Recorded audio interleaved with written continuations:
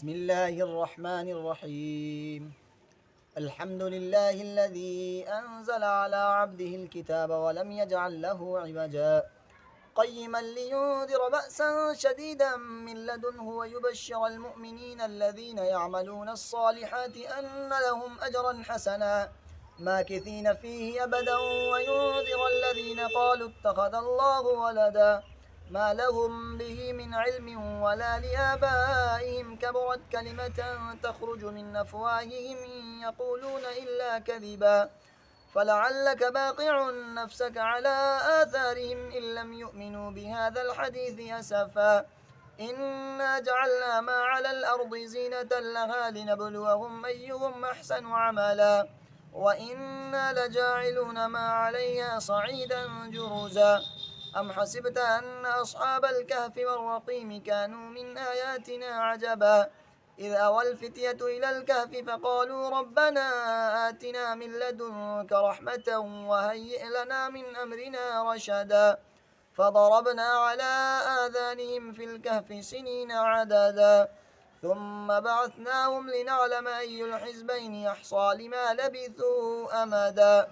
نحن نقص عليك نبأهم بالحق إنهم فتية آمنوا بربهم وزدناهم هدى وربطنا على قلوبهم إذ قاموا فقالوا ربنا رب السماوات والأرض لن ندعو من دونه إلها لقد قلنا إذا شططا هؤلاء قوم اتخذوا من دونه آلهة لولا يأتون عليهم بسلطان بين فمن أظلم ممن افترى على الله كذبا وإذ اعتزلتموهم وما يعبدون إلا الله فأبوا إلى الكهف ينشر لكم ربكم من رحمته ويهيئ لكم من أمركم مرفقا وترى الشمس إذا طلعت تزاور عن كهفهم ذات اليمين وإذا غربت تقرضهم ذات الشمال وهم في فجوة منه ذلك من آيات الله من يهد الله فهو المهتد ومن يضلل فلن تجد له وليا مرشدا وتحسبهم أيقاظا وهم رقود ونقلبهم ذات اليمين وذات الشمال وكلبهم باسط ذراعيه بالوصيد لو اطلعت عليهم لوليت منهم فرارا ولملئت منهم رعبا وكذلك بعثناهم ليتساءلوا بينهم قال قائل منهم كم لبثتم قالوا لبثنا يوما أو بعض يوم قالوا ربكم أعلم بما لبثتم فابعثوا أحدكم بورقكم هذه إلى المدينة فلينظر أيها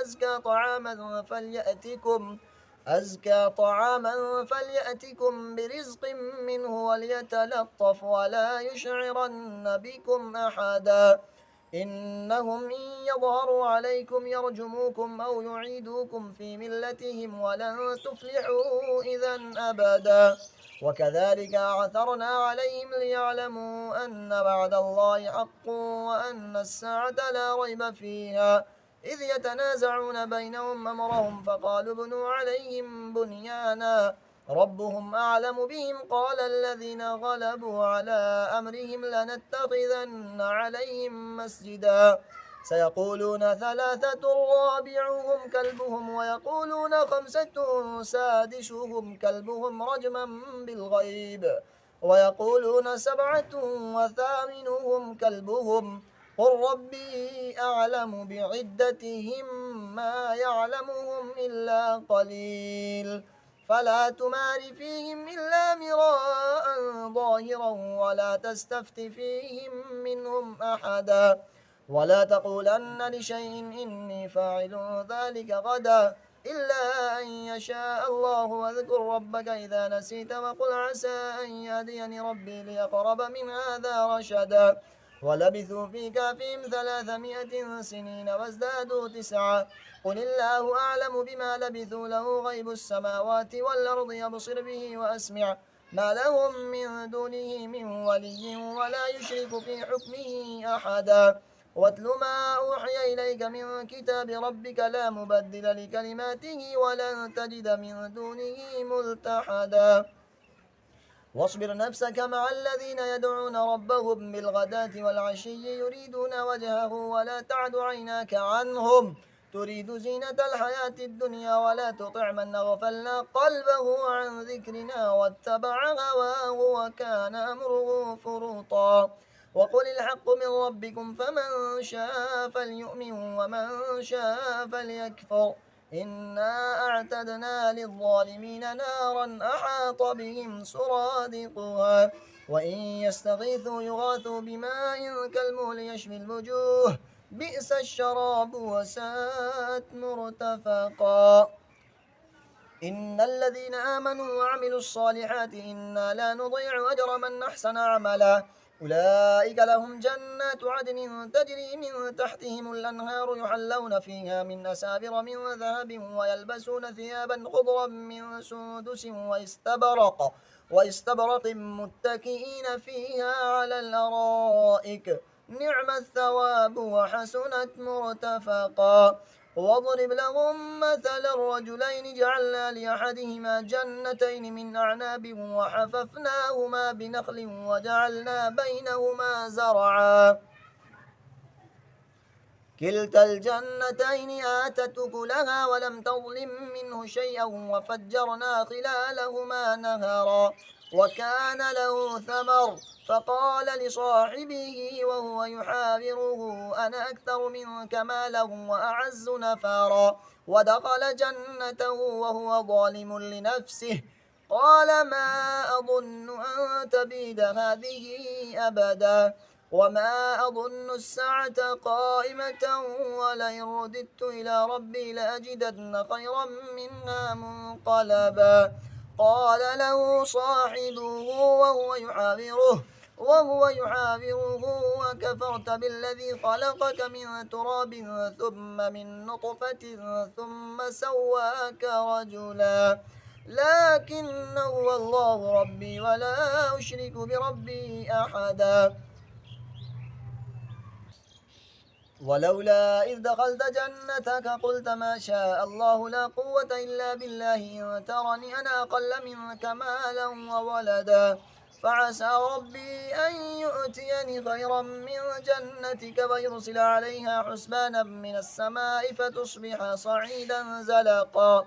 أو يصبح ماؤها غورا فلن تستطيع له طلبا وأحيط بثمره فأصبح يقلب كفيه على ما أنفق فيها وهي خاوية على عروشها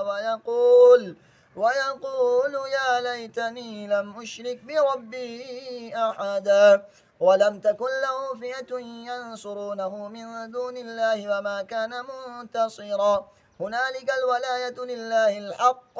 هو خير ثوابا وخير عقبا واضرب لهم مثل الحياة الدنيا كما إن أنزلناه من السماء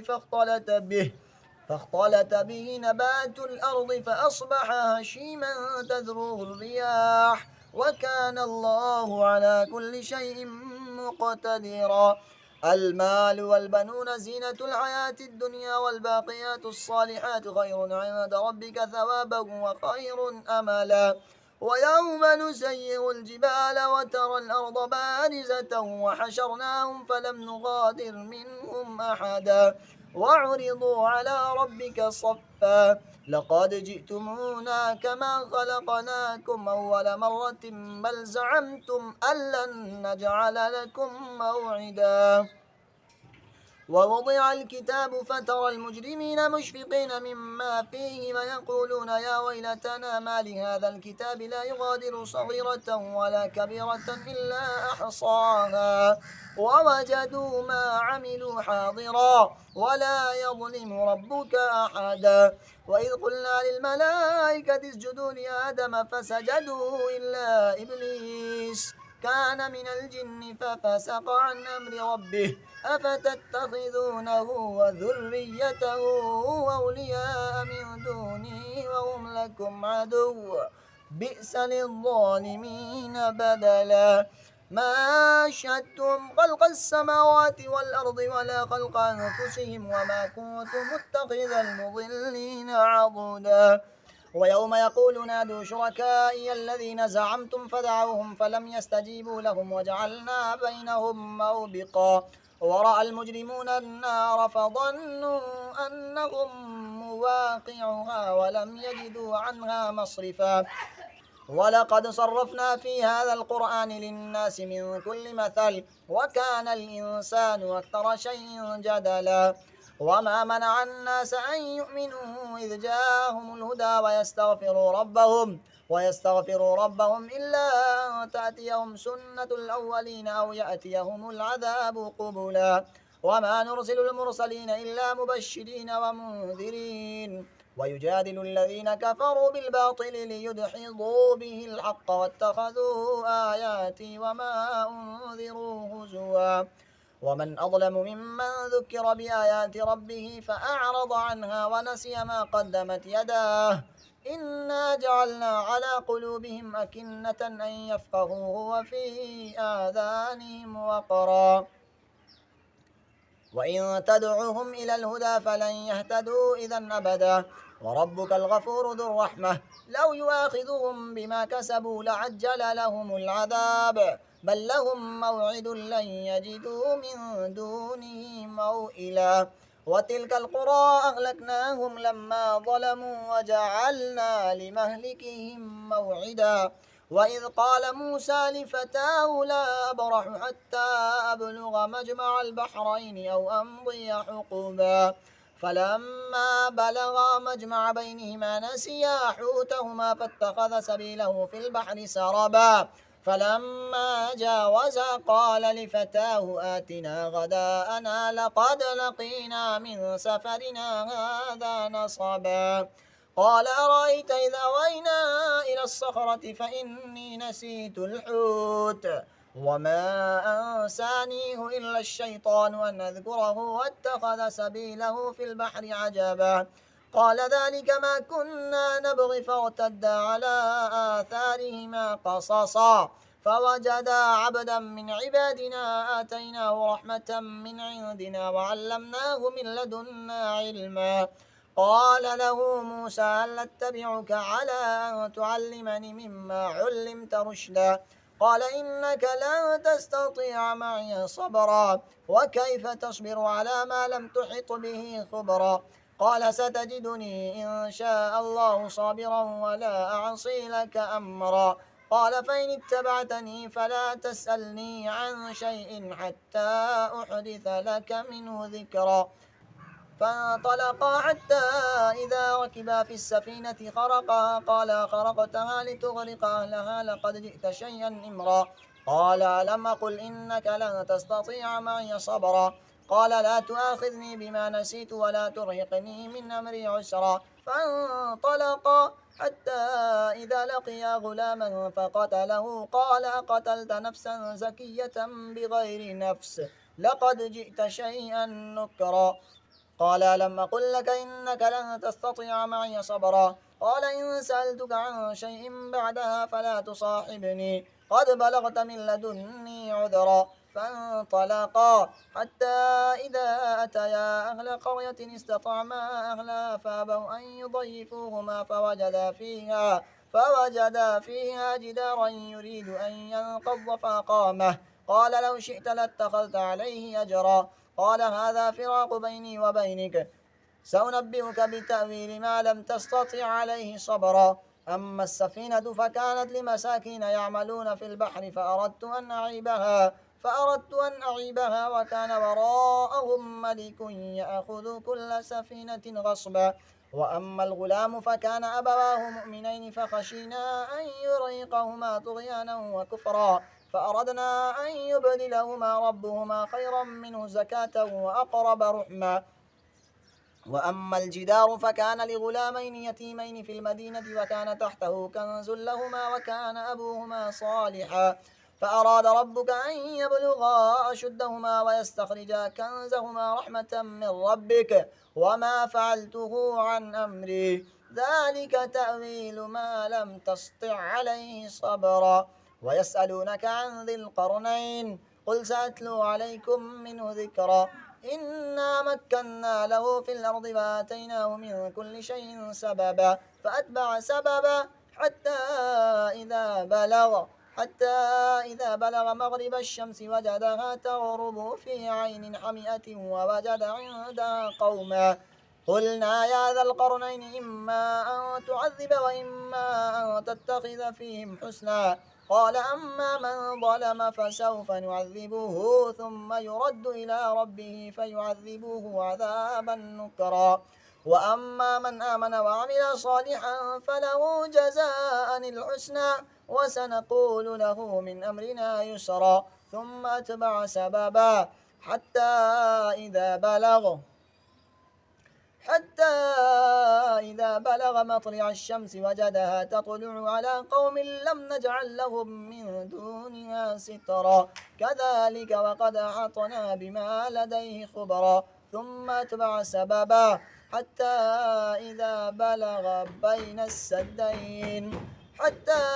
إذا بلغ بين السدين وجد من دونهما قوما لا يكادون يفقهون قولا قالوا يا ذا القرنين إن يأجوج ومأجوج مفسدون في الأرض فهل نجعل لك خرجا على أن تجعل بيننا وبينهم سدا قال ما مكني فيه ربي خير فأعينوني بقوة أجعل بينكم وبينهم ردما آتوني زبر الحديد حتى إذا ساوى بين الصدفين قال انفخوا حتى إذا جعله نارا قال آتوني يفرغ عليه قطرا فما استطاعوا أن يظهروه وما استطاعوا له نقبا قال هذا رحمة من ربي فإذا جاء وعد ربي جعله دكاء وكان وعد ربي حقا وتركنا بعضهم يومئذ يموج في بعض ونفخ في الصور فجمعناهم جمعا وعرضنا جهنم يومئذ للكافرين عرضا الذين كانت أعينهم في غطاء عن ذكري وكانوا لا يستطيعون سمعا أفحسب الذين كفروا أن يتخذوا عبادي من دوني أولياء إنا أعتدنا جهنم للكافرين نزلا قل هل ننبئكم بالأخسرين أعمالا الذين ضل سعيهم في الحياة الدنيا وهم يحسبون أنهم يحسنون صنعا أولئك الذين كفروا بآيات ربهم ولقائه فحبطت أعمالهم فلا نقيم لهم يوم القيامة وزنا ذلك جزاؤهم جهنم بما كفروا واتخذوا آياتي ورسلي هزوا إن الذين آمنوا وعملوا الصالحات كانت لهم جنات الفردوس نزلا خالدين فيها لا يبغون عنها حبالا قل لو كان البحر مدادا لكلمات ربي لنفد البحر قبل أن تنفد كلمات ربي ولو جئنا بمثله مددا قل إنما أنا بشر مثلكم يوحى إلي أنما إلهكم إله واحد فمن كان يرجو لقاء ربه فليعمل عملا صالحا ولا يشرك بعبادة ربه